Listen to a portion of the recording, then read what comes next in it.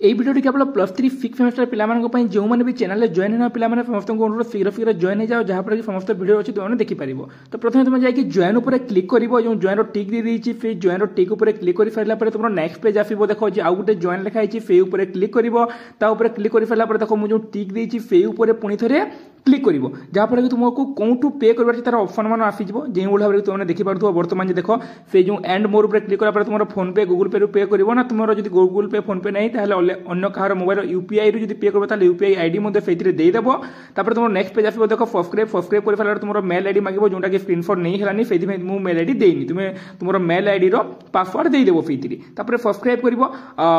ফেলার পরে তোমার সিধা দেখো সেইটু ফেট অটো পে তোমার যদি ফোন পে কি মোবাইল গুগল পে দিয়েছো তাহলে তুমি সেইথিরে পে করে নেব এবং তুমি যদি ଦେଇଛ সেইথিরে কোনটা যে তুমি যদি সেইথিরে তোমার যে